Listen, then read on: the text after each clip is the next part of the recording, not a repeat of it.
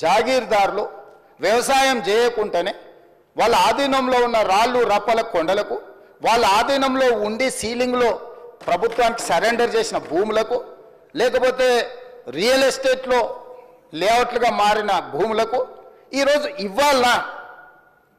ఈరోజు ఇంతకుముందు ఆ సభ్యుడు మాట్లాడుతున్నప్పుడు ఇట్లాంటి వాళ్ళందరికీ ఇవ్వాల్సింది మేము ఇచ్చినాం కాబట్టి మీరు ఇవ్వాల్సిందే, మీరు మమ్మల్ని ఆదర్శంగా తీసుకోండి అంటారు అధ్యక్ష.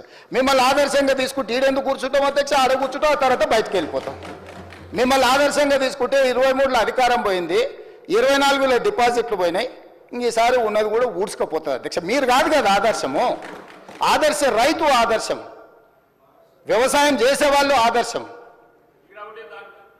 అట్లా కాకుండా మేమేదో అద్భుతాలు చేసినాం, మీరు అద్భుతాలు చేసినాక అక్కడ ఉన్నారు, అద్భుతాలు చేసినాక ఆయన గారు ఇక్కడికి రాలేకపోతున్నాడు.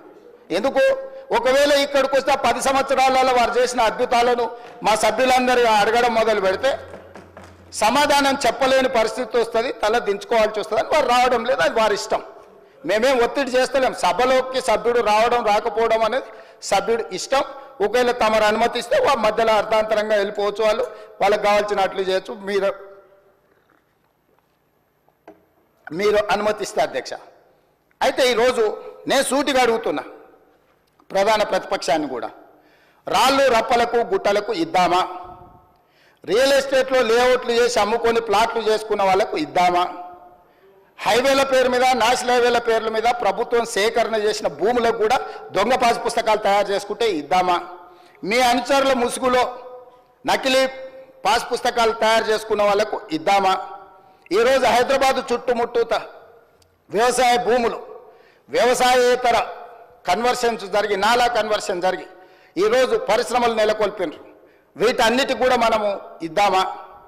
వీటి విషయాలలో మీరు స్పష్టమైన సూచన చేయండి. మీ సూచనలన్నిటిని క్రోడీకరించి ఒక రిపోర్ట్ తయారు చేసి, ఎందుకంటే ఇప్పటికీ ఈ అంశాన్ని రైతు భరోసాను అమలు చేయడానికి మా మంత్రివర్గ ఉపసంఘాన్ని వేసింది. దానికి బాధ్యతగా ఉప ముఖ్యమంత్రి వర్యులు, ఆర్థిక మంత్రివర్యులు, వారి నాయకత్వంలో వ్యవసాయ శాఖ మంత్రి, రెవెన్యూ శాఖ మంత్రి, అదేవిధంగా సివిల్ సప్లైస్ మినిస్టరు, అదేవిధంగా ఐటీ అండ్ ఇండస్ట్రీస్ మినిస్టర్ను వీళ్ళందరిని అందులో సభ్యులుగా పెట్టి అన్ని జిల్లాలు తిరిగినారు అధ్యక్ష.